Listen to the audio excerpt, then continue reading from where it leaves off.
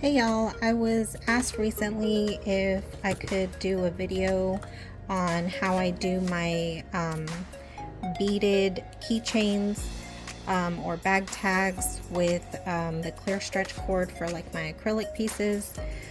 So I'm going to try to make this as quick as possible. Now some supplies you'll need is stretch cord. I have the 0.8 mm. I believe I got this at Hobby Lobby. You can obviously look for some on Amazon. I just cut this about 12 to 13 inches. I think I did 13. So you'll just cut what you think you might need. The more you do, the more you'll kind of be able to estimate better. If you're going to attach like a key ring, I have these two types of clasps that I do at the top of mine. I got these off of Amazon. You can just like search for lobster clasp. Also, it's handy to have some split rings. These are really small. They're actually pretty strong and hard to even like get apart and put them on. I'll usually put them at the end. I'll put them on this part when I want to add like my keychain attachment, or if I'm gonna add like a tassel. The last keychain I made, I did a small strand of beads with these little rhinestone spacers, and I added them like dangling off of this piece, and I used the split rings. If you don't like the split rings, you can always use jump rings. I highly recommend the jump rings from Zindy, or just make sure that you try to order heavy duty ones. So for example, these ones that came with the sets that I ordered off of Amazon, some keychain sets, I take the jump ring off of these because they're very weak. They're very easy to pry apart, and I love the ones that Zindy sells. So theirs are like pretty thick and they're very strong. So I really love theirs. So I try to keep some on hand. And for jump rings, you'll want to have like some little plier tools. And then of course you'll need some beads. But okay, let's get into it. So when you cut your string or your cord, you need to stretch it first before you do anything. And don't be afraid, give it a really good pull. Like, you know, it shouldn't bust. This is actually pretty strong, so just pull on it, give it a nice good stretch before doing anything. So I just go through and stretch it. I didn't know this at first, and I learned this tip on somebody's video a while back. I can't remember whose. So it helps to apparently stretch your cord first. Also, real quick before I continue on, with your beads, I like to check and make sure that my holes are nice and clean.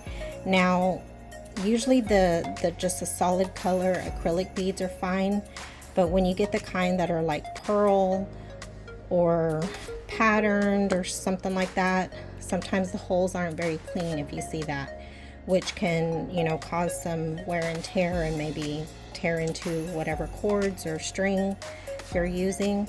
So it helps to have these bead reamers. This one actually came as a set of like 3 or 4. I can't remember. I got them off of Amazon, but these are the 2 that I mainly use. And I just give it a cleanup, you know. So I just run the bead reamer through it. Like, it kind of like helps sand it down and clean up your edges on those holes.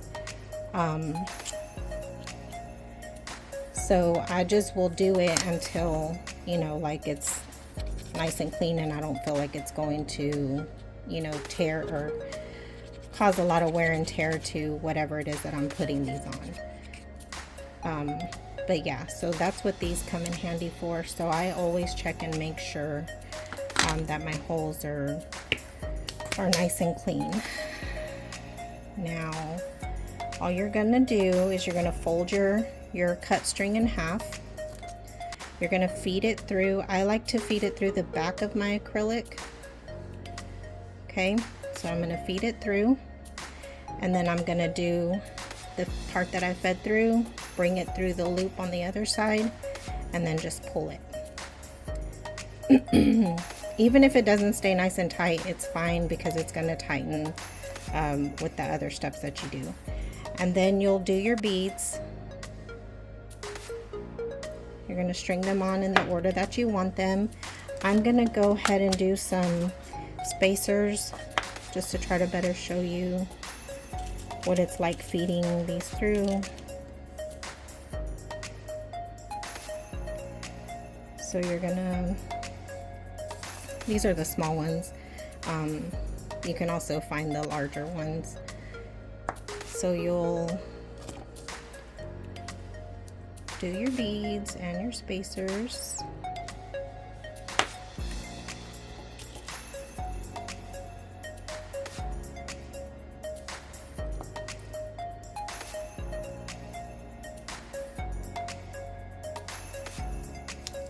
Okay, so you've got that, right?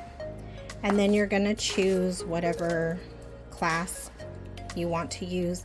Now, after you've got your beads on, you'll do the string through the loop of the clasp. Okay, so it's just like on there, right? And then you're going to come back over and you're gonna feed this through your black bead or through your top bead. Okay.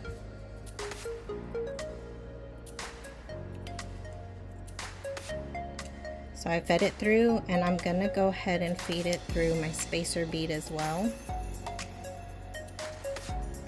This part can be kind of annoying.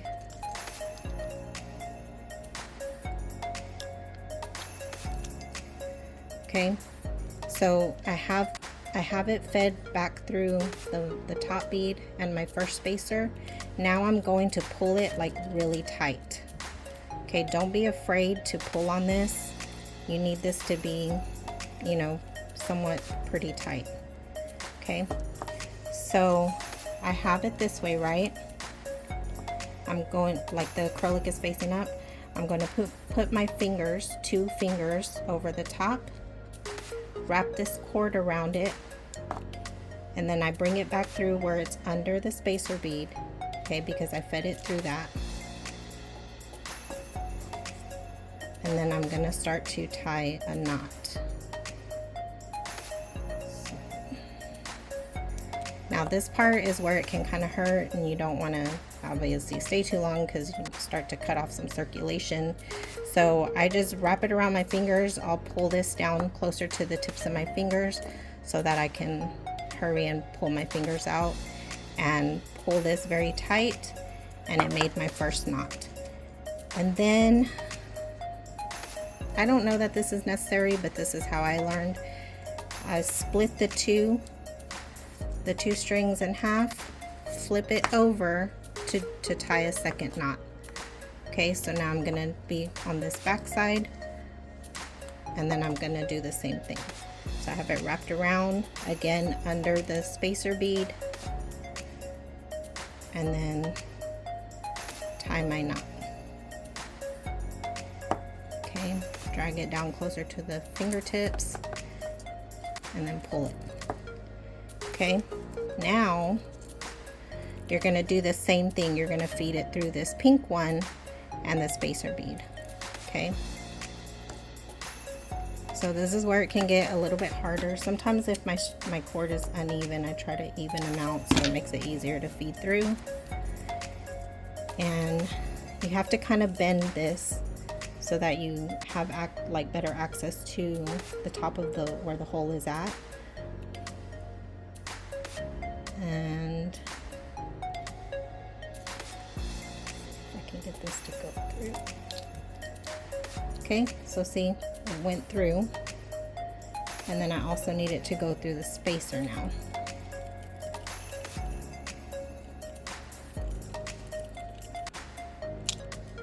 Sorry, this might be a little bit hard to see what I'm doing. And where my phone is at in my face, it's hard for me to see.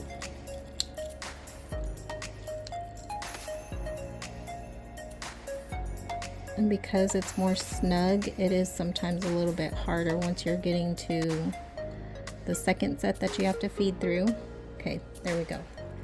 So I fed it through. I'm gonna lay my piece flat again, like the acrylic up. Pull this really tight, wrap around the fingers, and go below the spacer bead. Whatever you fed it through, that's what you need to be below when you go to wrap it around. Okay, get it nice and tight. I drag it towards the fingertips and then I pull it. Okay, now I'm gonna split the strings apart, or the cord apart, flip it over, and do my second knot. Like I said, I'm not sure if that's necessary, that's just how I learned, so I've just always stuck to that. Feed this through, tie my knot, pull it nice and tight. Okay, so I've got a double knot there. Might be kind of hard to tell, but there's 2 knots. And now I go through the last bead, and this is how I kind of hide my cord. So I'll feed it through the very last one. I'll pull it tight, okay? And I'll just usually kind of wrap it around a finger or something so that it stays pulled tight. Cut the cord. Hopefully I was not too out of camera for that. And then the string will kind of pop into the black part, or into the last bead. And that's it. And then you can add, you know, your jump rings or your split rings to here and add whatever kind of attachments you want to add. If you want to make another little tiny beaded strand or something, you can do that as well, like with really small beads. Same concept. Obviously it can be a little bit more difficult because they'd be smaller, so, but that's it. And this is really tight. I mean, obviously you don't want to be yanking on these too hard or whatever, but you know, it's nice and snug, and it's on there really well. Okay, that's it. Thanks for watching.